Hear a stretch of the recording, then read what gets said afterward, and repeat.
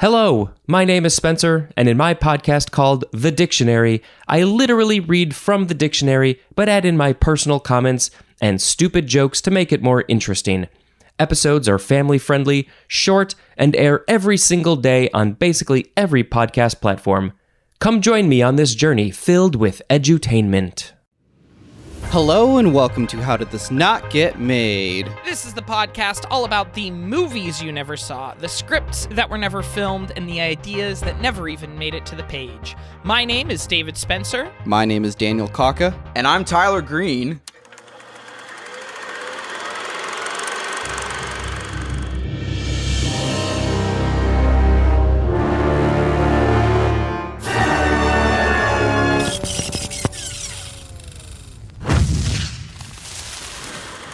Hey, welcome, Tyler. Yeah, it's so great to be here. I'm glad that we finally get to do this after me pestering you guys for the past couple months. Yes. For those who don't know, Tyler Green here is one of the hosts of Channel KRT podcast. So, Tyler, why don't you just say a little bit about what that podcast is? So, Channel KRT is a podcast where me and my co-hosts, Kit Quinn and Randy Martin, go over obscure and nostalgic media. Mainly, we tend to lean towards the more nostalgic part of it, but we've gotten into some really esoteric things on that show. Like, for example, we've talked about something called Clown TV, which is a 2-episode series that was direct-to-video, in which a bunch of clowns that were mainly people in drag were running a TV studio, and it was the best kind of batshit crazy. Oh, that's amazing. There's definitely something similar between our two shows where I feel like whenever you talk about cult status stuff, it's like you're talking about an alternate universe of what if this thing was actually seen by people? Yeah. And we're talking about the universe of what if this thing was actually made and existed in the first place? Maybe it's just because we're recording this while we're in the middle of What If coming on Disney Plus, and so my brain is just on alternate universes all the time. And so I just love living in like the alternate entertainment universes and the things that media forgot. Well, the thing with Clown TV, this isn't going to be a whole podcast about it, you can just listen to our show for that, is that nobody has ever heard of that show except for a friend of mine who was a guest on that episode, and he did an entire video series talking about it. It just goes to show that anything will have its fan base. Oh, 100%. Anything will have its rabid fan base, I should say, but yeah. And going in today's topic, I would say that I am that rabid fan. Yeah, so Dan, what are we talking about today? So we are talking about The Masque. Now, you may be thinking to yourself, that did get made. Why are we doing this? Well, we've done this before. How many movies have we talked about that were made, but we're talking about the version of them that wasn't made? There's Iron Man, there's Batman. There's Lord of the Rings, there's Almost Famous. It's basically just like, what if the first draft was the draft that everyone went with? And that's essentially what we are doing today. Now, Tyler, we brought you on because you had given a request to us about The Masque. Now, I want to go back to you because you, on your podcast, you had covered The Masque, but you did it in a different format. What did you guys cover? Oh, yeah, we talked about the cartoon series, which aired from 95 to 97, Yes. and the episode we talked about was not one of the best ones. It actually won a poll. It was the episode Bride of Pretorius, in which Stanley's girlfriend of the episode wore the mask, and by the way, Pretorius in that show is played by none other than Tim fucking Curry. Oh, I love all the random places that Tim Curry shows up and things. I calculated the probability that you might be here tonight to interfere with my plan, so I came prepared to remove your mask. His voice acting career especially is one of the strangest things. Like, do you remember the time where Tim Curry voiced Palpatine in Clone Wars? Because that definitely happened. Hey, remember that time when he played Gomez Addams in a really shitty Addams Family movie? Oh, I didn't know that. Good times. Yeah. We have a friend of ours, former coworker. He was trying to do an impression of Nigel Thornberry until someone told him, you know, that's Tim Curry who's voicing Nigel Thornberry. He's like, what? So then he just did his best Tim Curry impersonation doing Nigel Thornberry, and he nailed that impersonation afterwards. Oh my God, yes. Funny thing about Tim Curry on that show is that he did wear the mask, and it was one of the scariest things that show ever did. So definitely check that episode out. So by far, this may be the most passionate I've ever been about any fandom. I may not show it publicly, but I fucking love almost anything and everything about the Mask, cough, cough, Jamie Kennedy, cough, cough. My love for the Mask goes back to when I was a kid and my dad showed me the movie for the first time because I think it might have been airing on ABC or something, and that was the moment my life changed for the better and I became the person I am today in terms of just pop culture references and all the shit post, because this movie influenced so much of my humor, it's not even funny. I loved this movie for the longest time. I saw Son of the Mask in theaters, which was not a good time. Well, I liked it at the time because I was a dumb 8-year-old kid who didn't know any better, but now it's easily the worst movie I've ever seen, and I didn't even have to pay for it. Thanks, Dad. And the comics, too, I want to mention. I think that the comics are spectacular to the point where I kind of prefer them more to the movie, because at the time when I was first getting into them, I was also getting into like the trauma movies like Toxic Avenger, their whole discography and stuff, and for some reason the Mask comic was just hitting all the right bells, because the way they were able to combine the Tex Avery style comedy with over-the-top gore was just so perfect, in my opinion. The one thing I dislike about the movies is that it kind of typecast the Mask into being this child-friendly franchise, and it kind of started to reflect in some of the later comics as well, but the most recent one they did in 2019, I Pledge Allegiance to the Mask, was just probably the most goriest thing they've ever done, and if you've read the first 2 comics, that's saying something. Yeah. Dan, you have any appreciation for the Mask? I do. I remember watching the movie as a kid. Doing this research, going into the comics, I would agree with that, where the comic definitely does something very different, very interesting. The mayhem that's in it, the gore that's in it, definitely, like, it hits you differently than the movie actually does. I used to work at Warner Brothers as a tour guide, and a lot of the locations where they shot The Mask was actually on the Warner Brothers lot. So there was many places where that would happen. So like where he does like the conga line thing, like that was in the New York area where they also shot Lois and Clark: The New Adventures of Superman. The road that he lived on, like if you go 50 feet away, that was close to like where the Spider-Man upside down kiss happened. Oh yeah. Basically, they had utilized the Warner Brothers lot for every outdoor location that was out there. Even the scene where he's smoking and he does the heart and the arrow goes through it, that's the same park where Phoebe in Friends is running like a maniac trying to show up Rachel in Friends. But Oh my god, I didn't know that. yeah, I mean, they disguise it very well.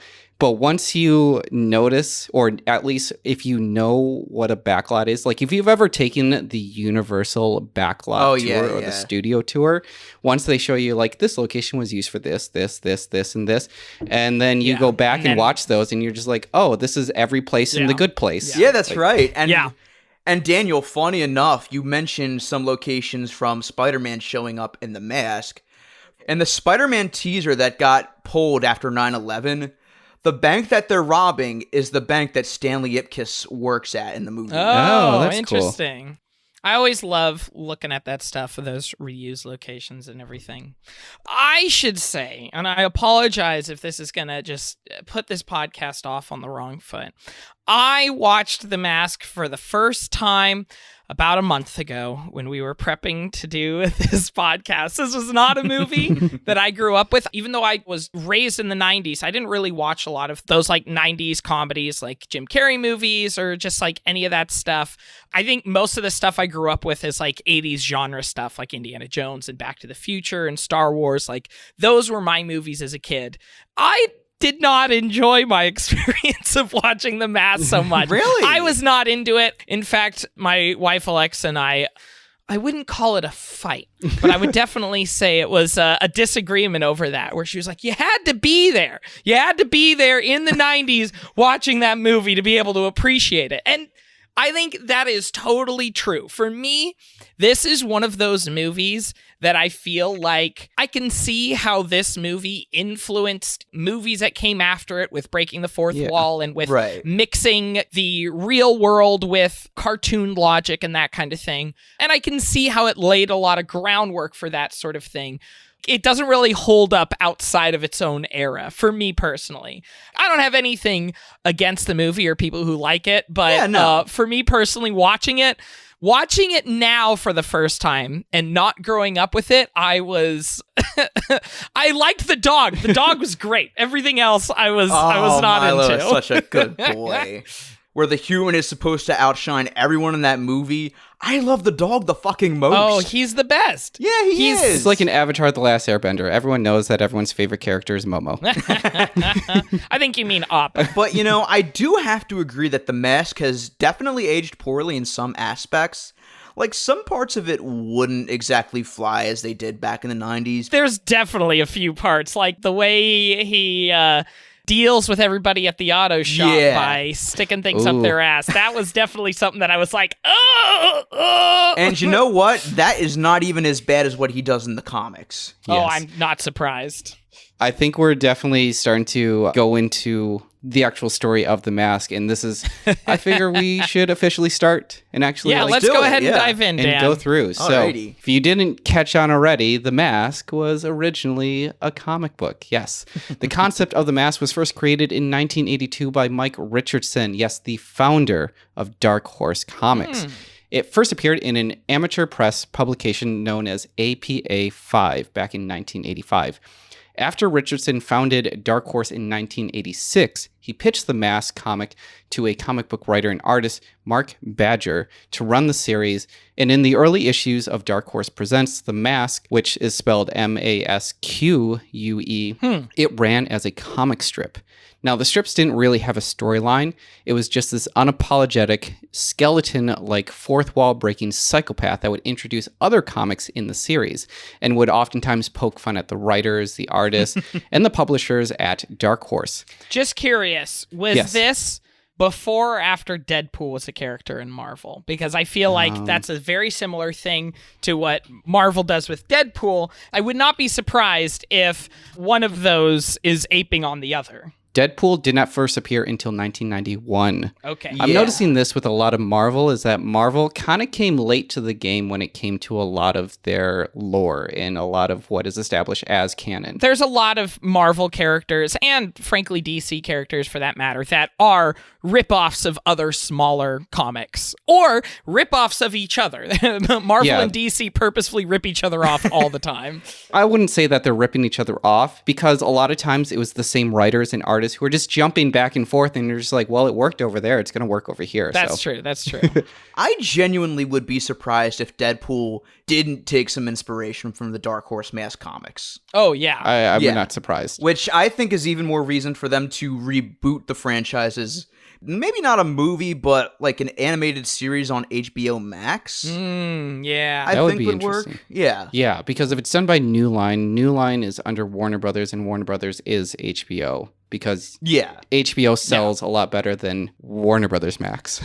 Which is weird, too, because I know Dark Horse has a partnership with Netflix, so that might complicate it a little bit. Oh, yeah. Yeah. So going back to the comic strips with Badger, with him behind the wheel, the strips got a lot more political, and soon Richardson discontinued The Mask when he believed that the character started to stray away from his original idea.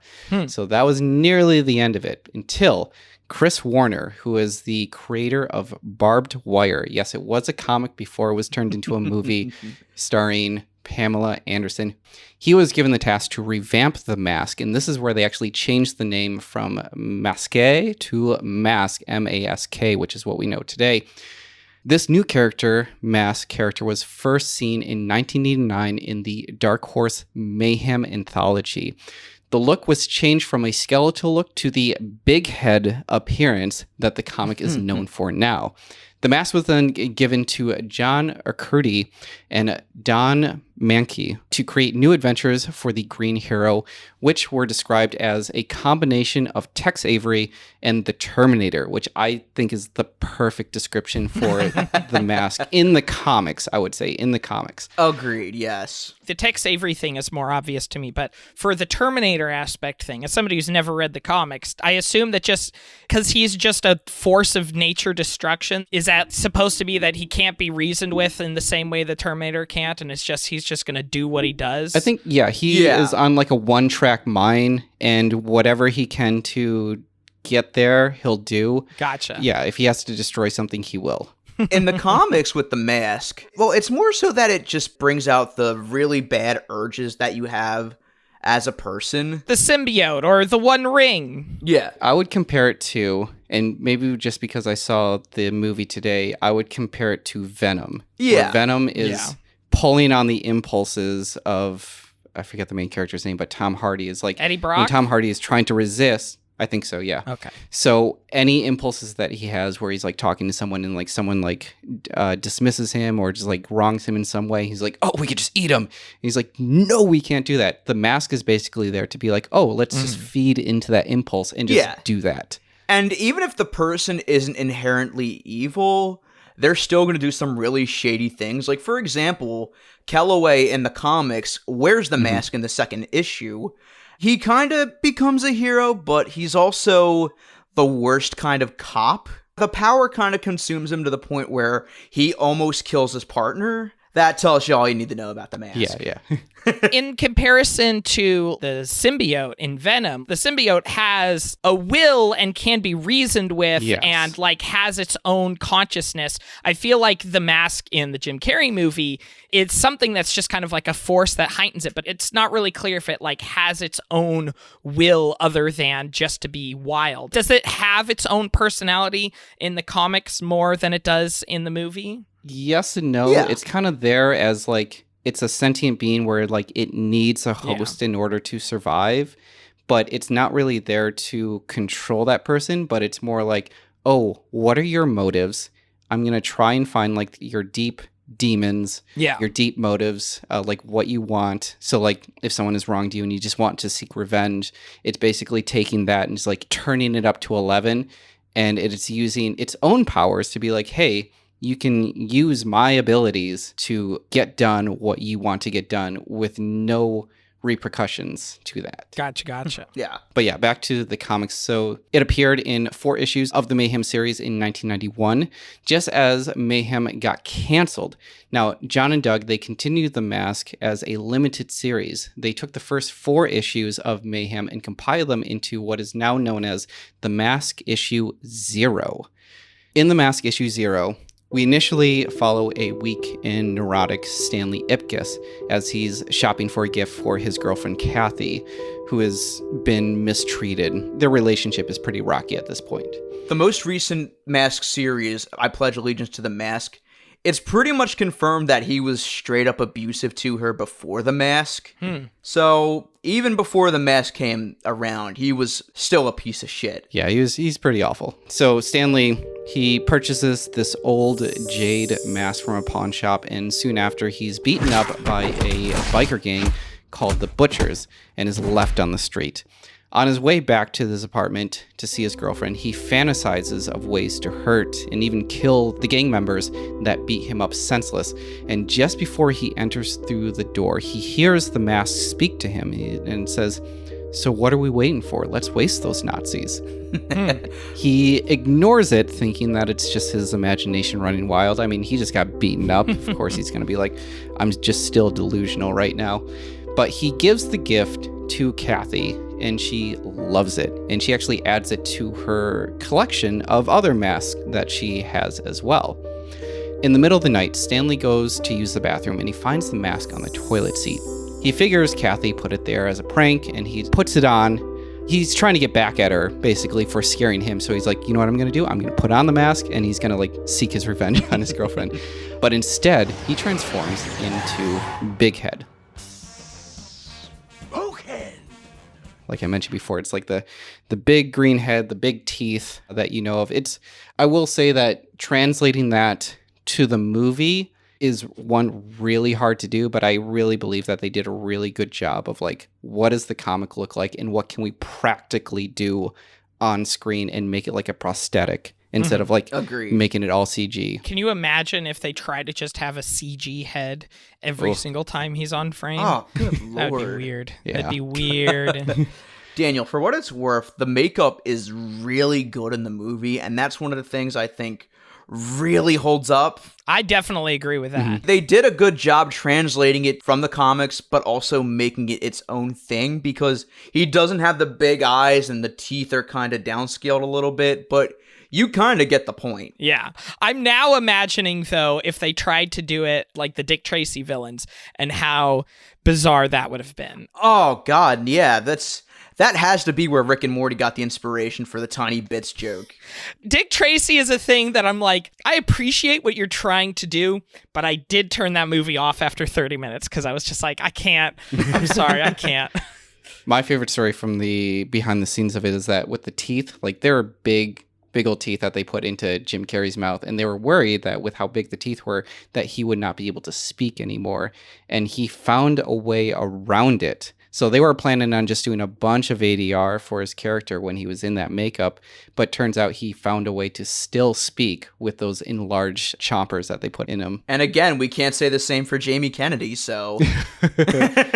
Yeah, funny enough, most of his dialogue as the Mask is ADR'd in that. I'm not surprised. And you can tell because he's just putting on this really shitty voice. Hold on. Where's everybody going? This mask, it unleashes Stanley's impulses, and with these newly found powers, he finds the gang that beat him up. When he finds the gang, he disguises himself as a neighbor, making a complaint. This actually shows that the mask contains shape-shifting abilities, something that we don't really think of. Like, he is a superhero. Like, in a sense, like, he has powers, he is a superhero. Oh, yeah. But then when he reveals himself, he actually gruesomely just, like, rips off the face to, like, reveal the big head that's underneath. It's like The Fly, almost, where he's, like, just peeling off, like, parts of his face to, like, reveal, like, oh, it's me. It looks like he's actually ripping someone's face off. Yeah.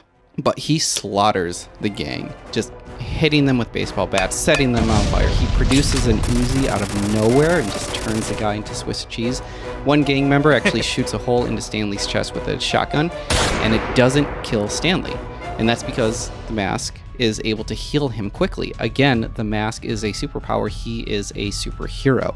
He's like the Hulk mixed with Roger Rabbit. Yes. After this incident, Stanley goes back to normal, but he is now addicted to the mask and makes a list of anyone else he wants to kill. He becomes obsessed with the news to find any of his newest victims. He dresses in military camo. His next victims were two mechanics that screwed him over and many other people. He fixes the issue by putting the muffler inside one of their heads and stabbing the others through the head with multiple tools and just leaving them there dead.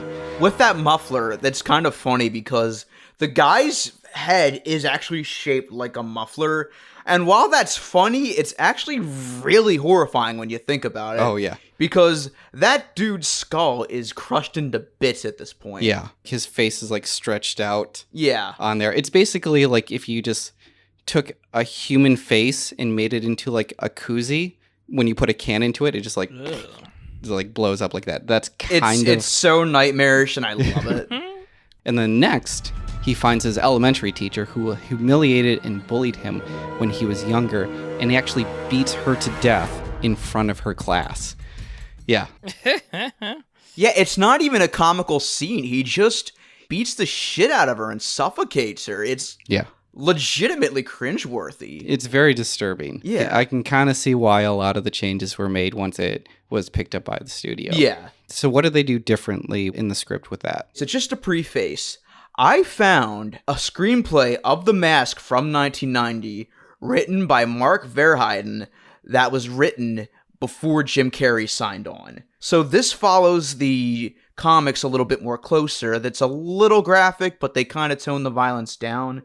So what Stanley as the Mask does is He doesn't really kill her, but he puts on a Yima Sumac album, and she has an insanely high-pitched voice, and he tries to make the teacher, Miss Gazzo, sing like her, and he basically ties her to a chair and makes her sing in a very high C. The last you see of her is she's spinning out of the room as fast as she can, tied to this chair, and it's amazing. But that was it. But she didn't die. She didn't die, no. No, she was just humiliated and tortured. The difference with this script is that nobody really dies in this. Well, there are some casualties from the villain of the movie. Everybody who faces Stanley's wrath just gets mildly injured. Like, for example, they do the scene with the mechanics, but it's toned down so that their mouths are just stretched with the mufflers and they're still alive. So it's not as bad and as graphic. Yeah, it's still toned down. And then even in the movie that we have now, it was even toned down more so than that. And that part is kind of one of the more gruesome scenes of the film. And it was toned down tremendously from, I guess, what we have here. But continue on with the story. The cops and Lieutenant Mitch Calloway are first seen investigating the mechanics' mutilated bodies. The character Calloway was portrayed by Peter Reichert in the film.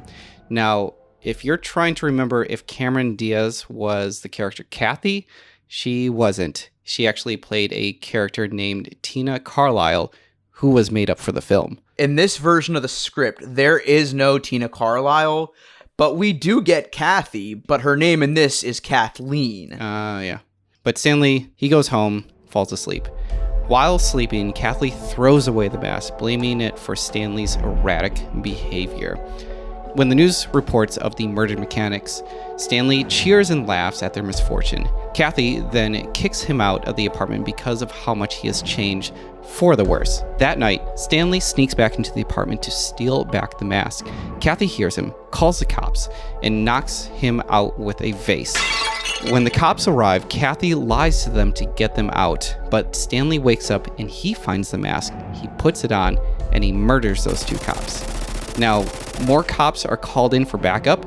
Big Head then shapeshifts into an old lady to fool them, and after misleading them, he rips off the disguise like he's done before. He dons a bazooka, again out of nowhere, and kills them all. This leads to even more cops to get called onto the scene.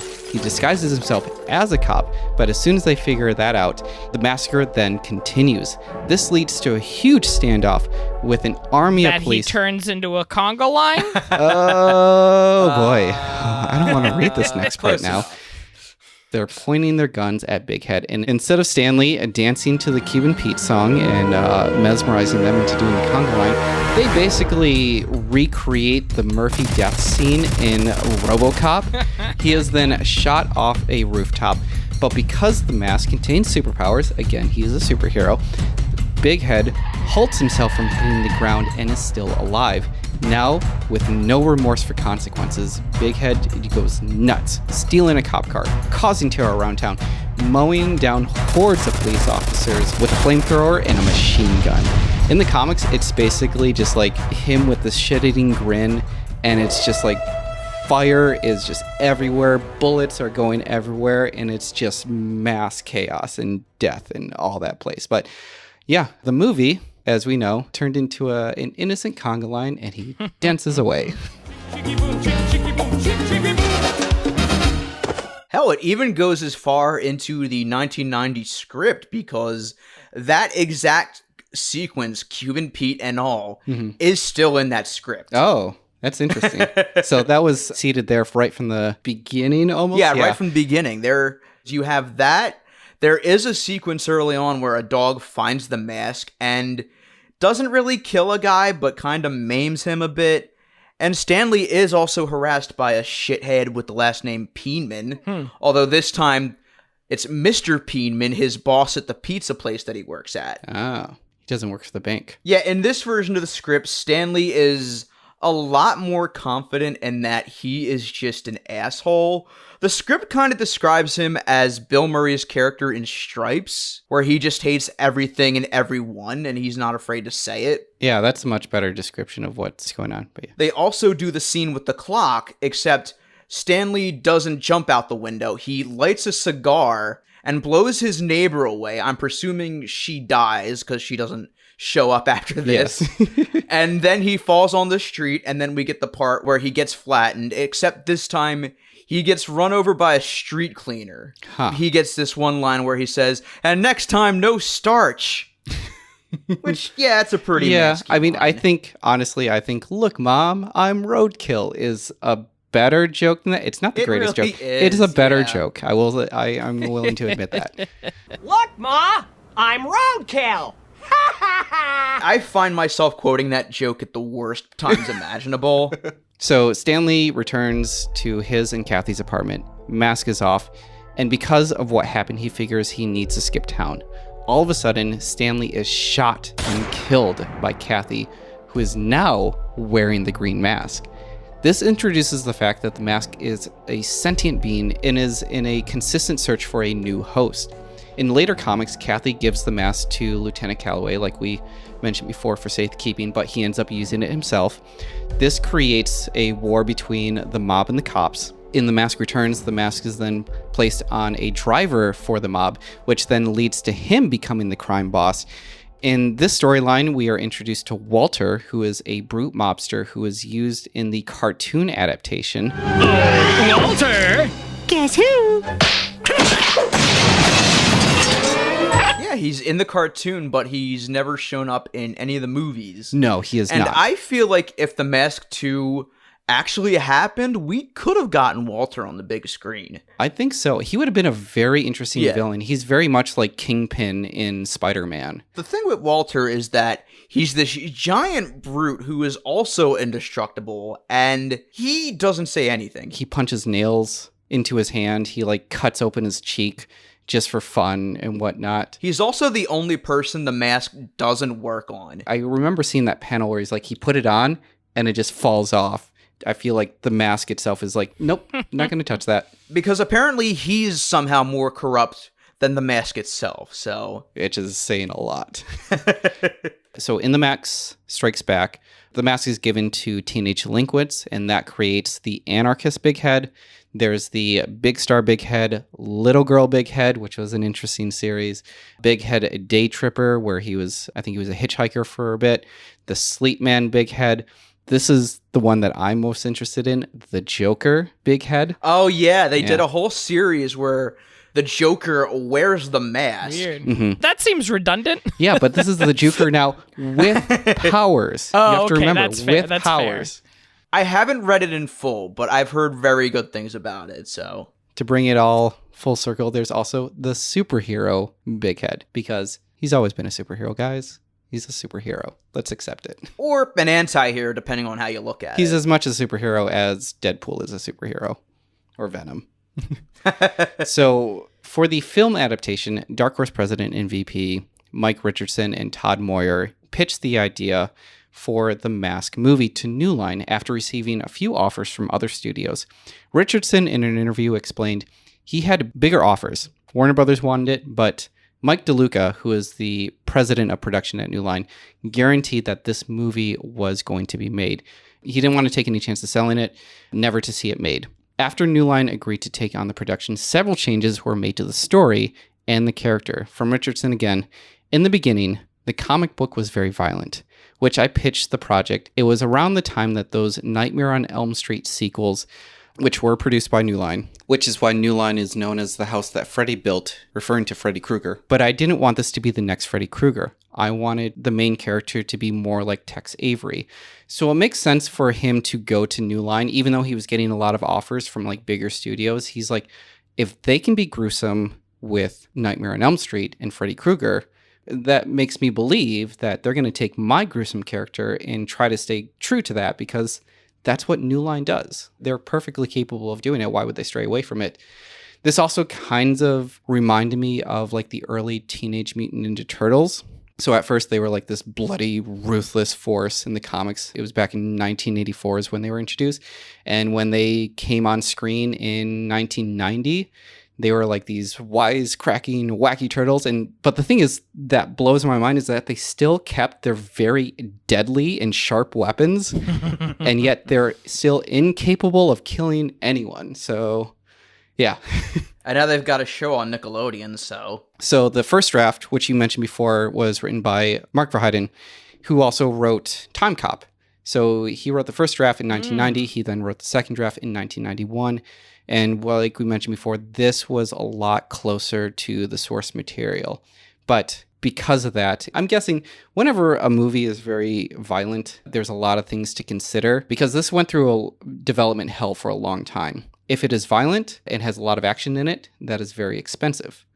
Now, if it is very expensive, but it's violent and has all that stuff in it, most likely it's going to be an R-rated movie in which less people are going to see it. So you're basically like shooting yourself in the foot to be like, if less people are going to see it, why should we spend more money to make it an R-rated film? So I can see that dynamic like pushing against each other. So a lot of people are looking at this like, I don't know if it's the time to do this. And for what it's worth, the screenplay that I sent you guys of the 1990 version of the Masque film is a good movie, but I feel like it wouldn't have been as successful as the Masque, the movie we have now. Mm-hmm. Yes. And for what it's worth, I still do see Jim Carrey as Stanley Ipkiss in this version of the Masque, because he gets a lot of good scenes and a lot of good jokes. And I just can't see anybody but Carrey pulling Stanley Ipkiss off, you know? Like, aside from him, like, pulling off the mask, even him as Stanley Ipkiss, he is able to sell that so well. Just, like, down on your luck type guy, just trying to get by, just getting pushed over, run over by, like, everyone else around him. His love life is not going anywhere. Like, he sells it really well. Stanley, this is great. Oh, yeah. So what time should I pick you up? Well, see, here's the thing. My very best girlfriend just came into town, and I know she would die to go to this. So could we maybe get an extra ticket for her? Ooh. They're out. They're sold out. That means there's no more. Oh. Well, I just can't let her sit home all alone. Look, I'll tell you what. Why don't you just go with your friend? But even with the delays in development hell, Richard actually did see this as a win. The film was estimated to be into production for about 2 years, and if New Line jumped on the project right away, honestly, they would not have gotten Jim Carrey to play Stanley Ipkiss, nor would they have gotten ILM or Industrial Light and Magic to do the special effects for it, because currently at that time they were working on Jurassic Park. So post Jurassic Park, they were finally able to do this movie. Some of the drafts were just way off from the original concept.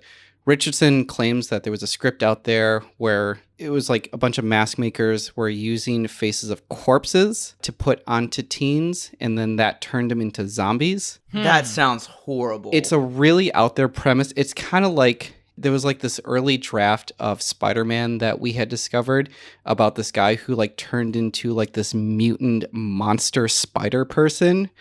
Oh my God. And Stan Lee looked at it and was like, that's not even remotely close to what I pitched to you guys. Moore added in a LA Times interview that there was a children's book in the works that was called Merry Crisp Masque, where Santa was unable to deliver presents, so a little boy puts on the mask to save Christmas. And there was talk about turning that into a stage show. Now, the stage show never happened, but the book actually did get made, and it is now known as Masque, The Night Before Crisp Masque. I actually didn't know about that. Holy shit. Now you have something to read your kids in the future. Yeah, maybe. So, side note about Mike Richardson, before he created Dark Horse, his original plan was actually to own a comic book shop, which he actually did for a little bit, while making and publishing his own children's books. Now, this is telling towards that the movie was going in a vastly different direction from a comic, because Richardson mentioned that there was an unnamed director, and he actually said, people in comics should stay in comics and leave the movies to the professionals. So it seemed like when he pitched this movie, he was very hands-off, and he's like, they know this business, they know what to do. So it seemed like whenever they made any changes to the original source material in the script, he's like, you know what? I'm just going to let it happen. He's the real life Stanley Ipkiss, in my opinion. He really is, yeah. So then New Line hired horror director Chuck Russell, who actually directed A Nightmare on Elm Street 3, Dream Warriors. Also, he directed The Blob. They figured like, oh, he can handle dark content just like this. But much to everyone's surprise, he wanted to make the story lighthearted and family-friendly, which no one expected. So he actually hired Mike Werb, who wrote Face Off and Lara Croft Tomb Raider. Now, he was hired to write the new draft because Chuck Russell had actually read his Curious George script and was like, that's the guy that I want to make this or rewrite this movie. Werb and Russell worked together to make the changes they wanted, changing the genre to a wacky romantic comedy when they replaced Stanley's girlfriend Kathy into the love interest Tina Carlisle, and changing the villains Scully and Vitelli and made them into villains Dorian Terrell and Nico, both of them made up for the film. Mm-hmm. Oh yeah, there's one more bit in this draft that I really need to shout out that I wish would have made it in the final cut, but I understand why it didn't. So there's a scene where the Masque, in the middle of all his mischief, breaks into a movie theater and watches a movie, but these two assholes keep talking over it and riffing on it, so he looks back and tells them to shut up. We've always wanted to do that. It's Siskel and Ebert. Oh. And then we get this bit where it's just a silhouette of the Masque throwing these dummies representing them around, and I really wish that would have made it in the final cut. Oh, that would have been wonderful. Because that would have been one hell of a cameo. With this original script and the source material versus like what the movie is now, it's hard to argue against like saying that the original one would have been better because the movie was a hit. It made a lot of money. It was over $350 million in the worldwide box office. This was also the year that Jim Carrey rose to the level of fame that we see today because in the same year, earlier we saw Ace Ventura. Again, this is 1994 is when this came out. So we first saw Ace Ventura, then we saw The Mask, and then later on we saw him in Dumb and Dumber. All in the same year? All in the same year, yeah. Holy cow. That's insane, yeah. Overall, the movie is good in itself. We mentioned before, it is nowhere near the material that we started off with. The movie then spawned into the animated series, which ran for 54 episodes from 1995 to 1997, in which there was a crossover episode with Ace Ventura. Hold it right there, fancy pants! I'm taking you down for the abduction of one Milo the dog! Oh yeah? Try it. I will! After a brief pause, for a fresh change of shorts. Ace Ventura also had its own animated series as well. It's clear that after the movie, the Masque comic adapted the changes that were made to the silver screen, making Big Head a lot more wacky and non-violent, especially with The Mask Strikes Back, which was released in 1995. There was also a comic adaptation of the film. So that was made into a comic. Like, this is not unusual. RoboCop went through the same thing. Every movie of RoboCop, you can actually find a comic book version of that movie. And for what it's worth, the comic book version of the movie is a pretty good adaptation. It keeps some deleted scenes in there, like the bit where Stanley gets his watch stolen by the thugs who he later thwarts by making balloon animals, and most of all, the bit where Peggy Brandt dies off. Oh. Now, this next part is probably the most heartbreaking part of the story. No one dies. Don't worry. We're not going that gruesome. Oh, I think I know what you're talking about. So the film was a hit, and New Line knew that the sequel was in order. In October 1995, Nintendo Power Magazine announced that Jim Carrey would be returning in the sequel, and even held a contest where contestants would have to fill out a player's poll card and send it into the magazine's P.O. box. The one lucky winner would get a walk-on role in the movie with Jim Carrey. Now, director Chuck Russell expressed interest in making the sequel with Jim and wanted to bring back the character Peggy Brandt, who was supposed to have a bigger role in the original, but Russell cut out a lot of her scenes in order to make room for the sequel.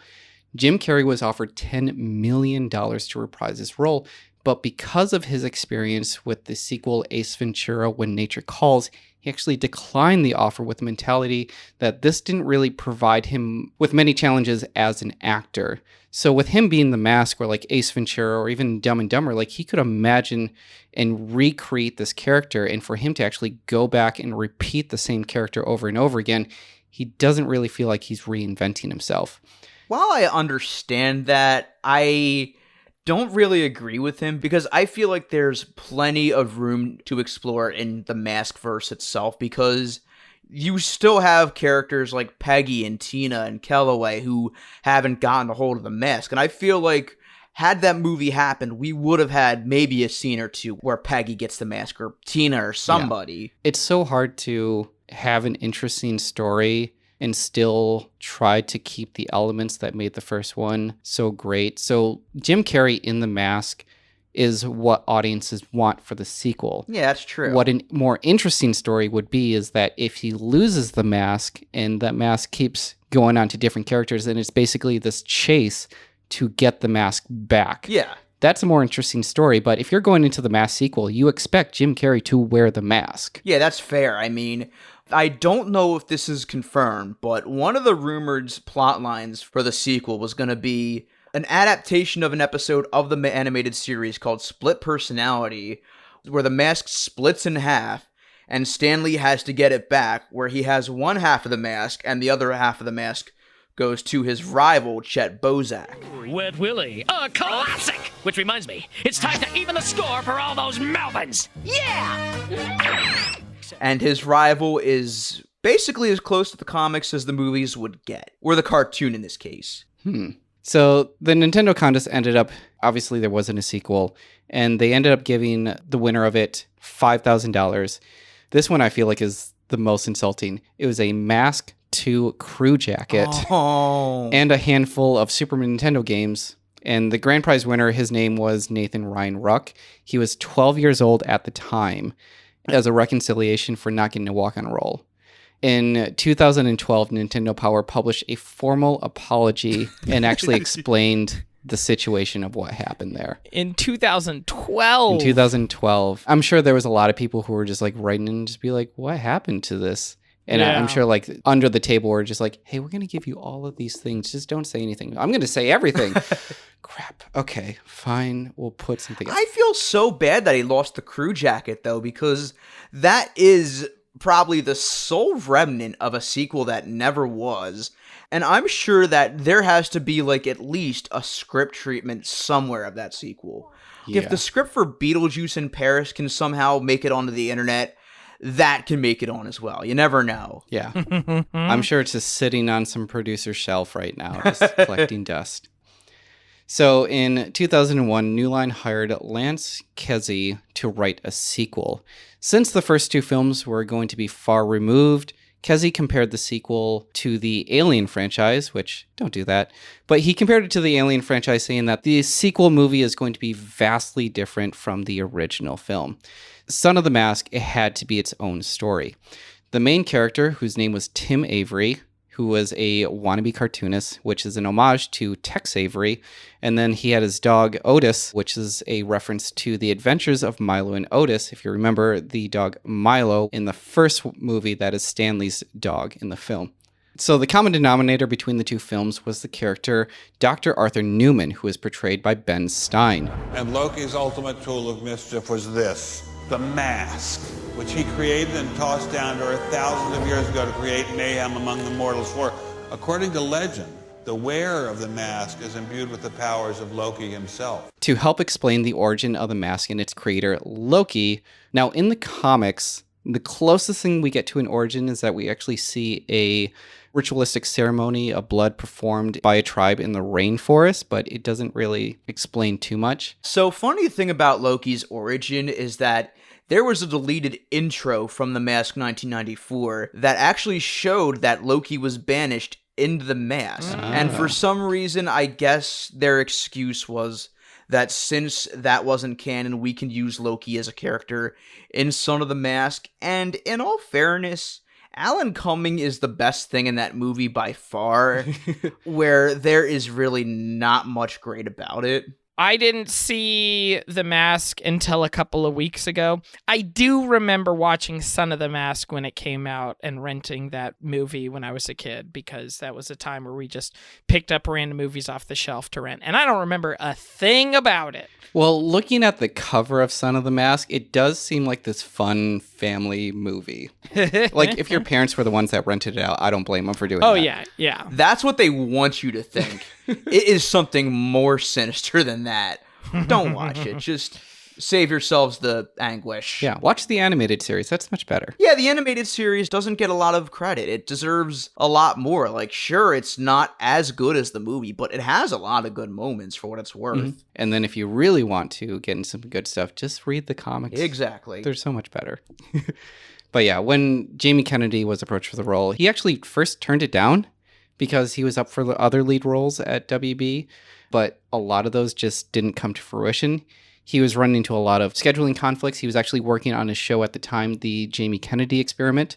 He offered to actually play the role of Loki, which we know went to Alan Cumming instead. So I think he saw it as like, that's the role where I can be like wacky and weird and like I'm not actually carrying the movie on his shoulders, which I don't think him as a lead role really works. It really doesn't. Use Jamie Kennedy as a side character. Like, honestly, if you kept him as a side character, he, I think, would have, I wouldn't say a better career. I don't want to say it that way, but I think we would view him a lot better. We wouldn't take him as seriously or like look down on him as much like if he had just done character roles and like side character roles. Don't make him the main character because, and he even acknowledges this as well. He was like, I can't do the main role. I can do the side character. Like, that seems like a lot of fun. He was actually convinced, of all people, he was convinced to do the role by Jim Carrey because they had this offhand conversation. I think for Jim Carrey on his end was like, this role changed my life, and look at where I am now. If you take on this role, it's going to change your life. Turns out that didn't happen. It's so crazy that Jim Carrey still had a hand in Son of the Mask. Also, one thing I need to shout out about Son of the Mask is that before Jamie Kennedy, some of the actors in the running included Jack Black and Ryan Reynolds.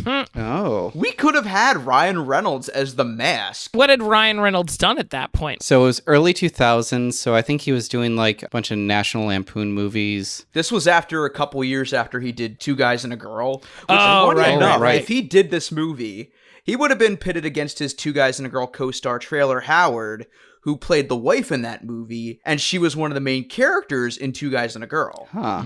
There was one cast that I feel like they got right, and that was Bob Hoskins to play Odin. Oh, man. I can't believe they got Bob Hoskins for this movie, and he's not even in it that much. No, he isn't. But he's still one of the best parts of it. Your time is up, son. As expected, you failed on your promise.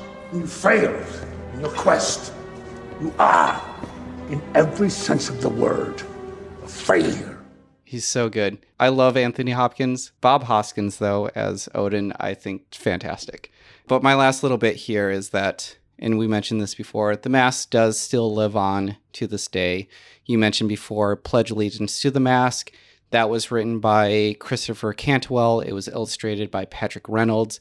And that was a 4-part issue that was released between October 2019 to January 2020.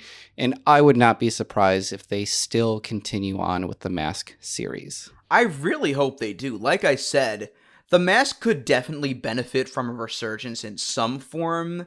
The most recent Masque comic didn't parachute how they wanted it to, but with the Masque being in Space Jam and all. Oh, the Masque was in Space Jam? Yeah. Saying that something was in Space Jam does not make it fresh. I mean, I know they also had Clockwork Orange in there, which is celebrating its 50th anniversary. Oh, yeah. That disturbed me that they put in the characters from Clockwork Orange, and yet Pepe Le Pew was taken out. Like, if we're talking about problematic characters... Pepe Le Pew wasn't just taken out for this movie. Pepe Le Pew has not existed in a lot of Looney Tunes stuff for a while, so it's a little bit of a different situation. But yeah, I see what you're saying. Apparently, it was rumored for a while that he was going to be the referee in the big game, but instead he just got litigated to just a background cameo where he doesn't even do anything. Mm-hmm. Like, I'm not expecting them to get Jim Carrey, but... like, at least do something with the character, you know? Yeah. That's the end of my notes. The question that I have for all of us before we wrap up, usually we ask, would you like to see this movie? I'm going to veer away from that question. Instead, what I'm going to ask is, if the Masque is resurged, not comic book form, but like either a TV show or a movie, what do you think is the best approach to revamping the Masque? And how would you do it while trying to stay true or stay close to the source material? Like I said earlier, I think the best way to go about it would be make an animated series based around the comics and go off of that. A Masque series similar to Invincible on Amazon Prime would fucking rip. Yeah. Like, that would be the best direction for them to take it, I think. But if they do decide to do another movie, I think it would be pretty cool to do, like, a female-led reboot, like it's been rumored for the past couple years, you know? It was rumored Karen Gillan was going to take on that role, but that turned out to be fake. I so wish that would have happened. Oh my god. That would have been really interesting. I would have been down for that. As somebody who didn't care for the Jim Carey mask, and I also feel like, from what I've heard of the comics, that might not be for me either, I'm going to let the people who actually like this thing determine how it goes. I don't want to yuck anybody else's yum, so I want the people who already like the thing. So whatever you guys say is the right way to do it, that's what I'll go with. Yeah, I am definitely open to hearing anybody's ideas on how to bring the mask back, because there are just so many ways you can go about having this franchise about the abuse of power through a mystical object. Mm-hmm. Looking at the media today and how we accept a lot more gruesome things, I think that The Mask was just before its time. Agreed. As far as like silver screen goes, because we have stuff you mentioned before. We have The Boys, we have Invincible, and you could easily go down that route to reintroduce The Mask. But also, the animated series that I thought of immediately was Harley Quinn. Oh, yeah. And how they are doing that. And I think if you use that approach, I feel like you could easily reintroduce The Mask. It can still be its own thing, and The Mask as the movie can still remain in its own universe. And if they do bring The Mask to the big screen again, there is only one person I trust with that, and that's James Gunn. Oh, yeah, I could see that. After the Suicide Squad, he would absolutely nail the comic version of The Mask. Yeah. Especially since he worked with Troma. That's how he got his start, so... Mm-hmm. I don't have anything else to say. Anything you want to add real quick before we go, Tyler? Yeah, I think we've said everything we needed to say. All right, cool. All right. Well, thank you, everybody, so much for listening. Tyler, thank you for being on to share your love of The Mask with us. Yeah, anytime. It was great to info dump and just blabber for an hour straight. If people want to find more of what you got going on, where's the best place that they can find that? All right. So you can find me on Twitter at TylerFG. I'm on Instagram at TylerFG96. As for my show, Channel KRT, you can find us on Twitter at channel_KRT, Channel KRT Podcast, all one word, on Instagram. We're all over the usual spots where you can find a podcast. We also are all on our YouTube channel. And we also have a Patreon where we have exclusive minisodes. So with Channel KRT, we actually just did a series where we talked about the We Scream videos for 10 days straight. And if you don't know We Scream, basically what those are sing-along videos which have gone places because they're really bizarre. I'll leave it at that. All right. And guys, thank you so much for having me on. Yeah, of course. You guys are always welcome on KRT. So. Ooh. Well, if anybody wants to find more of this podcast, you can go to our website, pipedreampodcast.com, where you can also find such shows like Come On Fogwapods, Escape from Walt Disney, and The Mystery Shack Look Back. While you're there, you can find links to our social media pages. We are on Twitter at HDTNGM and on Instagram at How Did This Not Get Made? And you can send us your emails, notgetmade@gmail.com, if you want to suggest something or hound us about some topic that you want to hear us talk about. We would love to hear from you. One thing I don't talk about as often as I should, it is super, super helpful to rate and review podcasts on iTunes or whatever your podcatcher of choice is. It's difficult for podcasts to discover an audience, and that is one of the best ways that you can do that and help out. Yes. Please rate this podcast because these guys are a lot of fun. And just rate any podcast you listen to. Doesn't have to be mine, but it would be cool if it was mine. But just rate any podcast. So, in the words of Tony Goldmark, it helps us get discovered by the almighty algorithm. Yes. Oh, yes. Hail the algorithm. Well, thank you again, Tyler. Yeah, no problem. It was so great being here. Yeah, of course. And thank you, everybody, for listening. Thank you. They call me Cuba Pete. I'm the king of a rumba beat. When I play the maracas, I go chick, chicky, boom, chick, chicky, boom. Yes, sir, I'm Cuban